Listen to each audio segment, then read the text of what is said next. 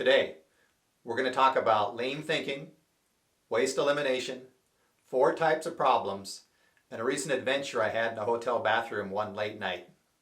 Trust me, you're not going to want to miss this one.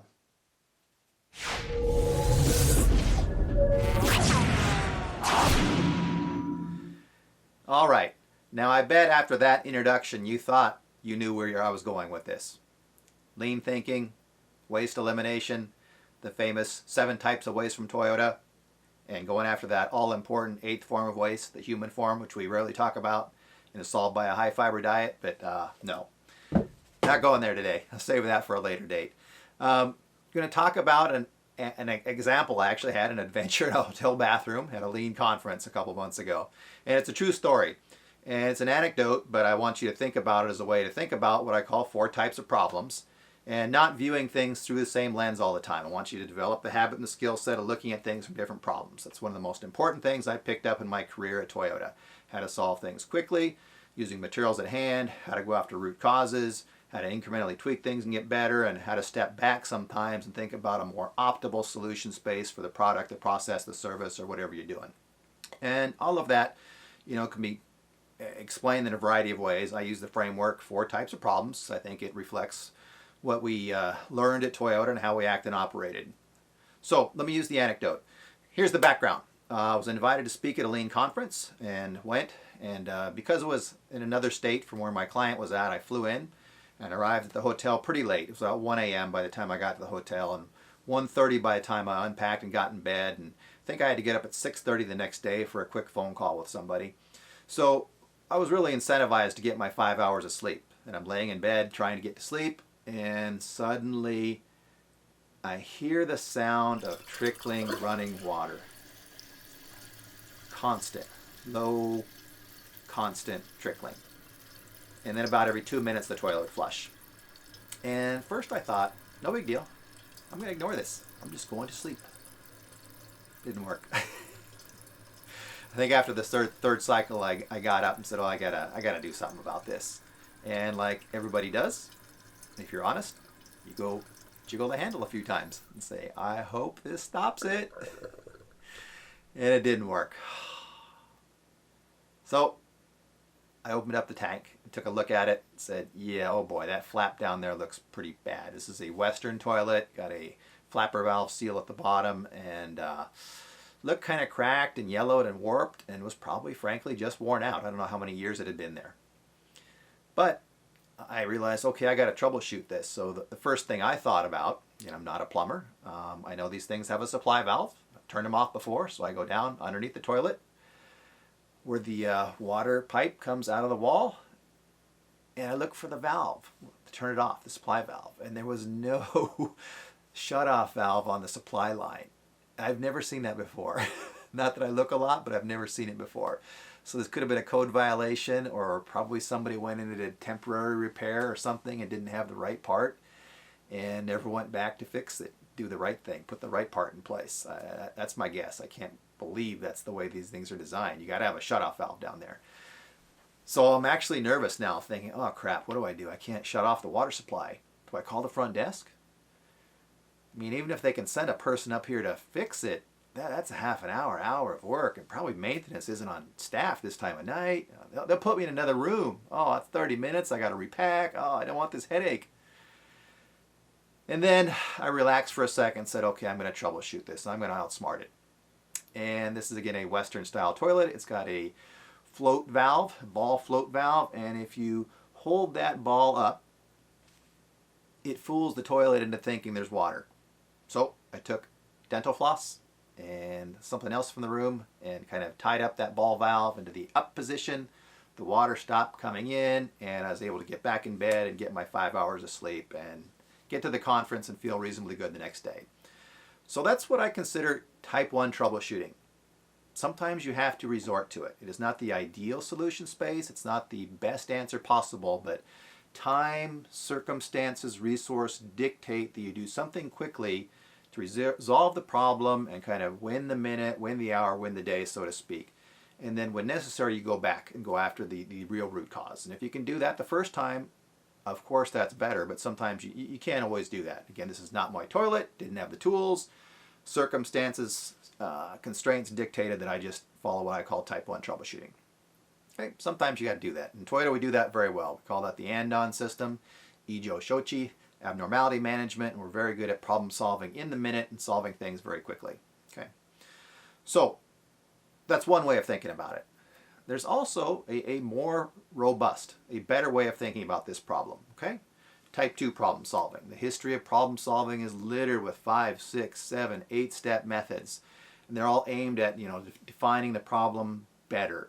Okay, measuring gap from standard, setting a goal, measuring the variation, analyzing the root cause, getting to a recurrence prevention countermeasure that prevents it from recurring, implementing it, checking it, sustaining it, and coming up with a real, root cause insight and a better solution. And of course you could do this. Even on this simple problem, we could do that.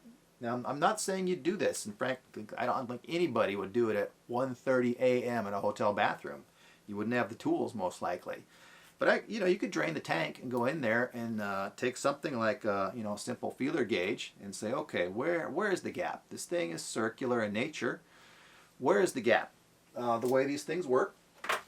Okay, this is similar to the one I had. This is red. I bought it from Home Depot to make a point. And they all activate the same way. There's most of them. They got a handle that you use to flush. It pulls this up. Okay, the water comes in. This eventually sits down, forms a seal. Okay, and the design's probably been around 100 years. I don't know if there was a Mr. Flapper or what who invented this, but this is, the prevalent style in Western toilets and has been, ever since I was a kid and longer.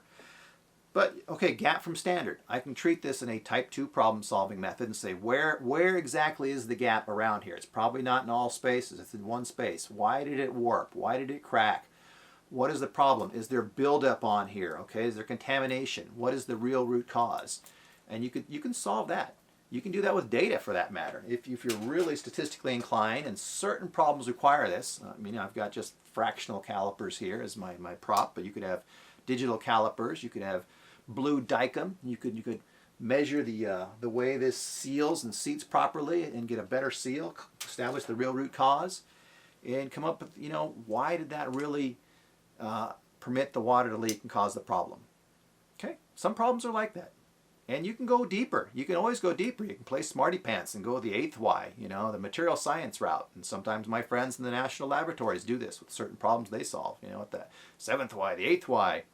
Why does material warp in water? What type of, rubber is this? And what type of hardness or softness of water, hardness of softness of rubber, contaminants, pressure, presence of contaminants, what forms the optimal seal? You can get scientific about this, but frankly, nobody's doing that on a daily basis for this specific problem, especially 1 a.m., 1:30 a.m. at night. Okay, but you can think about it in that fashion. Okay. There's also a type 3 angle. There's always a type 3 angle as well, even when there's not a problem. In Toyota, we were very good at this. There doesn't have to be a gap from standard problem. Let's imagine this thing was working fine, and this was your process to look at or improve somehow. You could always incrementally think about, how do I tweak and improve this 10, 20, 30% using the existing design, altering it in some small fashion, not reinvention, but just incrementally tweaking the hardness, the softness of the rubber, the type of the water, the filters employed, the minerals and contaminants, things like that. How do you incrementally tweak the system to get a better end state or better solution, whether that be a 10, 20, 30% or gain or cost reduction or whatever that is. And who knows what that is? I don't know in this case. I don't study these things. I'm not a plumber and I didn't stay at a Holiday Inn Express. But this seemed to sit at an angle when I looked at it. It wasn't flat. So I would think, and just from sealing technology point of view, that really this angle matters, and the surface it mates with, the angle of how those mate over time, is important. And I read up a little bit about product literature on this stuff, and they do sell improved flapper valves. And the literature, at least that read it, I've not tested this, softness seems to be better. The soft seal works better and fits the mating surface better and holds up better over time. I don't know that for a fact, but I'm kind of curious to try one of these improved seals. I bought one and stocked it up for my home. Next time I got to change one out. Maybe I'll do this on the downstairs bathroom. And so again, incrementally tweak it. Creativity over capital, not a huge major change, a slight fix, make it better, cheaper, faster, whatever you're doing to get a superior solution space. Creativity over capital again. There's also always a type 4 solution space as well. And sometimes you want to take that longer, more fundamental, robust way of looking at things. And I'm looking at a Western toilet, but you know, if you look at Eastern toilets, they're entirely different from Western toilets, and they got a different flushing mechanism. I haven't opened one up to look at it, but they're very different. You know, you got all kinds of different toilets around the world. I'm sure the French and the Germans and the English all have different solutions to this. But I was curious. I was at Home Depot. I eventually got my night's sleep, got back to my client, got home on Friday night, and was doing some different home repair on that weekend. I was in at Home Depot, and I happened to go by, the plumbing area, and I saw this interesting new design, which has been around for a while, I'm sure. And it's another style of for a Western toilet of this flapper mechanism, this flapper valve down at the bottom. And let's see if you can see this.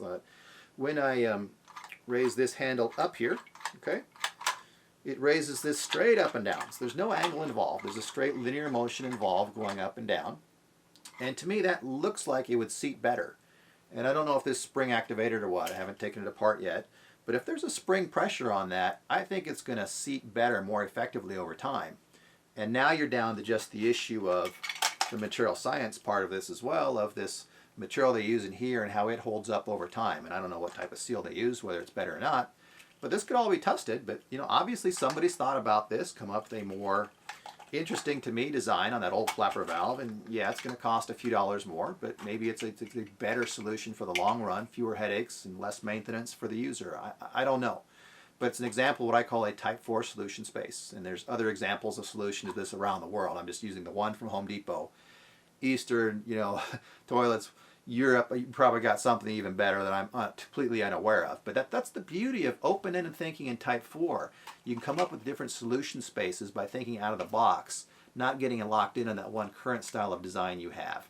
And you need to do that over time. In the long run, type 4 thinking, open-ended thinking, innovation is what keeps businesses in business and is the most important in the long run and most valuable. But again, you're not doing that at 1:30 a.m. The inspiration might come to you, but you're not solving that in that. You're not inventing this in your hotel room and installing it at 1:30 a.m. It takes a little bit longer than that. But that's my point, where there's these different time fences and different constraints and different styles of thinking between type 1, type 2, and type 3, and type 4. And I think it's healthier if you look at it from different perspectives, different directions, and think about it in different ways. And I hope this anecdote is interesting to you and helps you become a better problem-solving thinker and better problem-solving leader. And at the very least, next time you're in a hotel or you're at home and that flapper valve is driving you crazy, please think of me. All right, take care, everyone.